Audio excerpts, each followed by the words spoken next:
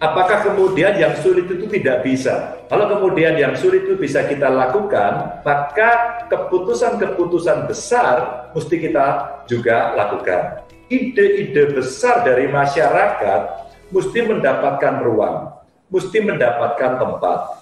Dan kemudian terobosan yang mesti kita lakukan adalah hal-hal yang biasanya mempersulit, coba kita balik.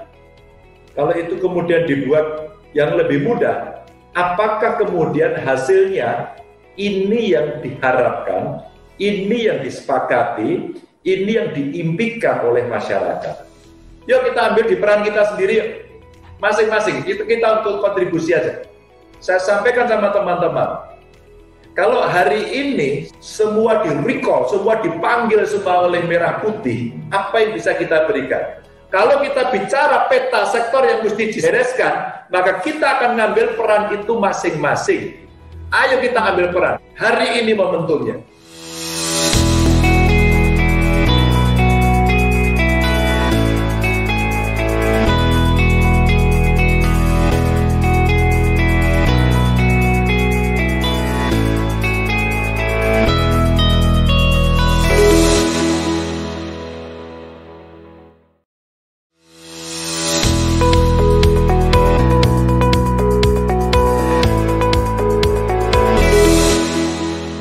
Bapak Ibu teman-teman, pertanyaan ini sebenarnya keresahan dari kelompok. Kenapa saya katakan keresahan? Mereka yang ada di Jawa Tengah itu resah, punya pandangan yang berbeda terhadap birokrasi. Saya bukan birokrat, saya politisi. Ketika kemudian dikasih amanah, ternyata saya seperti Anda dan seperti orang lain. Membaca birokrasi itu mesti biasanya satu rumit, dua melelahkan, jelei begitu, yang ketiga korup, ya. Dan saya kira ini kalau kita berikan kepada masyarakat pertanyaan, rasa-rasanya kita punya pikiran yang mungkin tidak jauh berbeda. Maka beberapa kawan datang kepada saya, apakah kemudian yang sulit itu tidak bisa?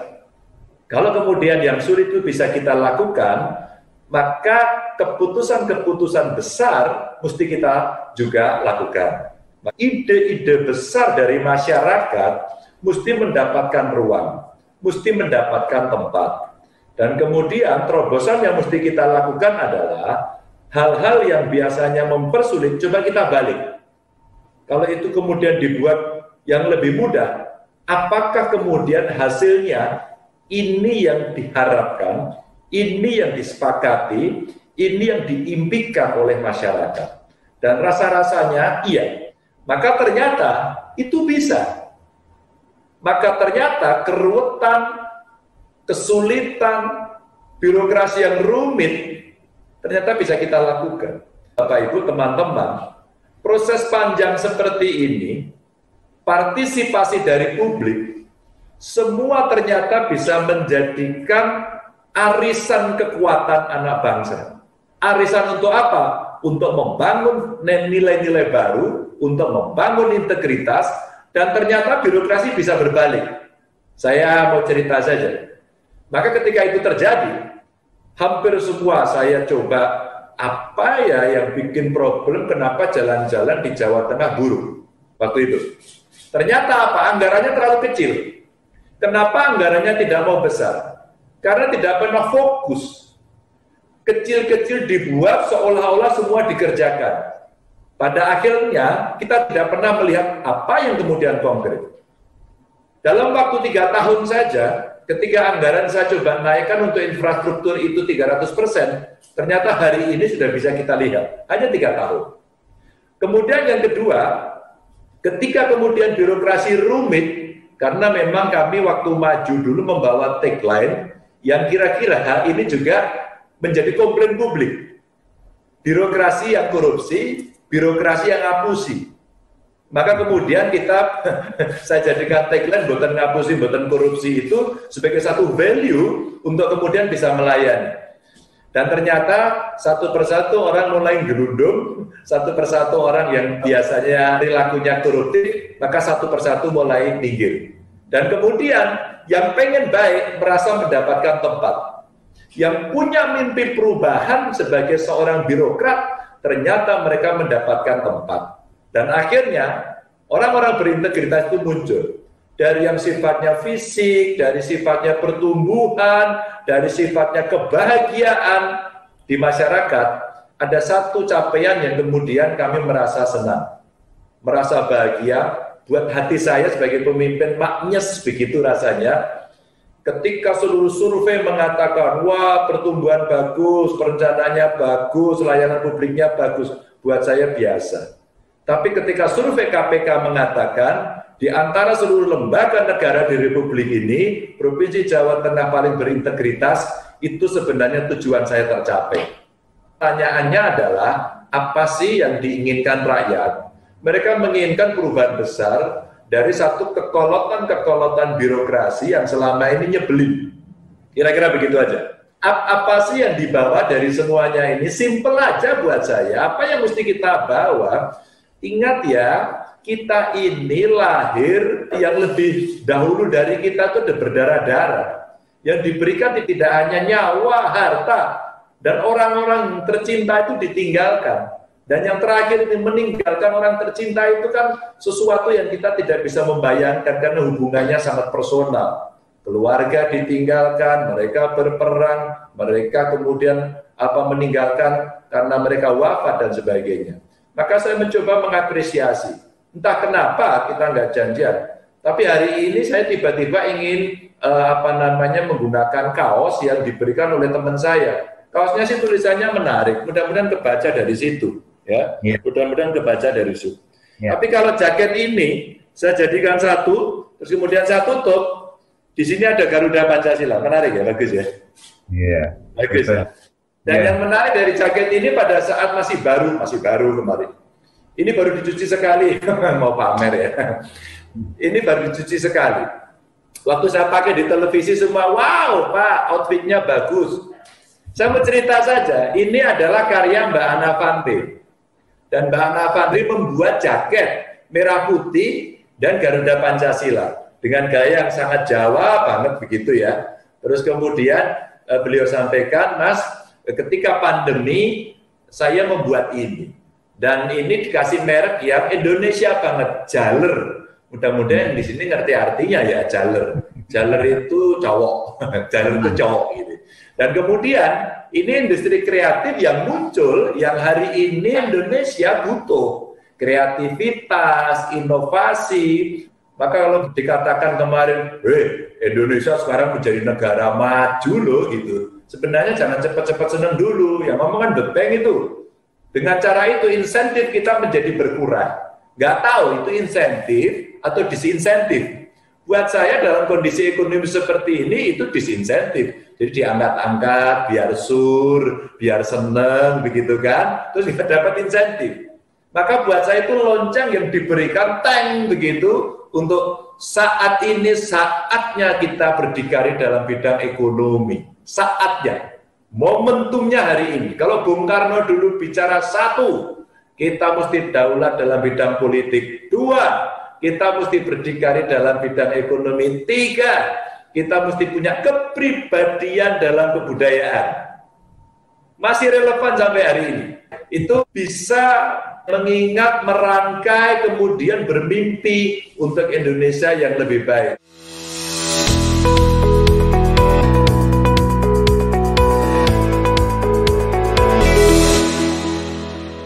Suatu ketika saya melantik para kepala sekolah. Kemudian mereka sudah menandatangani fakta integritasnya. Ketika kemudian itu saya bacakan ulang, Bapak Ibu, hari ini Anda semua saya kukuhkan sebagai kepala sekolah. Baik, tugas Anda adalah mengedukasi. Anak-anak saya di Jawa Tengah tidak saya inginkan mereka pintar matematika. Tidak saya inginkan mereka pintar fisika, kimia. Mereka saya inginkan punya peradaban. Mereka saya inginkan punya karakter. Mereka saya inginkan punya budi pekerti. Menurut saya itu jauh lebih baik. Karena matematika, fisika, kimia itu jauh lebih mudah untuk dipelajari. Orang belajar 1 tambah 1, 2, sampai kemudian punya rumus berbagai hal, itu sangat bisa karena itu kita punya guru hebat-hebat. Tapi ngajak orang antri, ngajak orang mengembalikan duit yang tercecer di tengah jalan, ngajak orang tidak kolusi, itu butuh hati. Dan itu adalah karakter. Maka kemudian ketika ini saya omongkan, lalu terakhir saya sampaikan, Bapak Ibu, negara kita lahir ini payah, perang. Seluruh republik ini bareng-bareng dulu bersepakat duduk agar ada filosofi sekronslah, dasar filosofis berdirinya negara. Mari kita baca sejarah. Nah, ketika kemudian kita ngomong, lalu saya sampaikan begini, kalau kemudian kita sudah bersepakat seperti itu, saya ingin bertanya kepada Bapak Ibu, Pancasilanya sudah lahir, sekarang kita mesti amalkan. Siapa hari ini yang tidak setuju Pancasila ngacung, saya bilang begitu. Nggak ada semua. Saya balik, siapa yang setuju Pancasila? Angkat semuanya. Oke. Siapa yang setuju komunis? Angkat tangan. Nggak ada. Oke. Berarti kita clear. Begitu besok saya temukan ada di sekolah yang pasang bendera bukan merah putih, tak pecat sampean. Begitu. Nah, akhirnya ternyata itu viral kemana-mana. Dan pada saat saya akan mengangkat kepala sekolah, kami kerjasama dengan para intelijen, terus kemudian kita mendapatkan waktu itu kalau tidak salah 7. Maka mereka harus saya masukkan, saya tarik lagi, saya edukasi lagi, tapi saya copoti dari jabatannya. Karena yang seperti ini akan membahayakan soal kebinekaan. Lalu negara lain itu sudah bicara apakah di Mars itu ada air.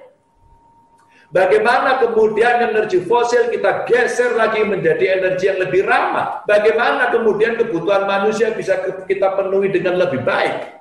Bagaimana kita meningkatkan indeks kebahagiaan. Lah kok sekarang kita masih urusan apa agamamu, apa sukumu, ya kan? Terus kemudian kita cekcok di situ, kita mundur ke belakang. Makanya inilah yang saya seringkali turun, karena saya suka sepedaan. Saya sepedaan, saya masuk ke kos-kos mahasiswa dari berbagai suku agama, saya ajak dialog mereka, karena mereka yang berbagai suku agama dari manapun yang lagi sekolah di Jawa Tengah, mereka itu saya anggap sudah otomatis anak saya, nggak usah diomongin. Otomatis adalah anak-anak saya. Itu anak-anak bangsa yang mungkin orang tuanya nggak bisa kirimin lagi karena pandemi, yang mungkin mereka nggak bisa pulang lagi karena regulasi dan nggak punya duit. Dan itulah yang kemudian saya mencoba untuk menebarkan kepada mereka bahwa nilai ini menjadi penting. Kalau paradigma kita kemudian dicekokin, diprovok dengan nilai-nilai yang kemudian bisa menghancurkan kekuatan kita sendiri. Makanya dari awal kita punya Bhinneka Tunggal Ika. Kita nggak sama. Jangan disamakan. Yang berbeda itulah yang sebenarnya kekuatan yang hebat. Pelangi tidak pernah indah kalau merah semuanya. Pelangi selalu indah kalau kemudian warna-warninya banyak, kan begitu.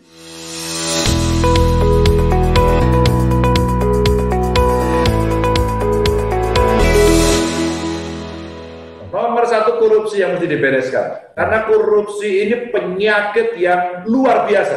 Itu penyakit menular itu. Maka kalau kemudian orang bicara korupsi, itu begitu ada uang yang banyak, semua daya endus uang ini selalu muncul dan kemudian mengajak kolusi.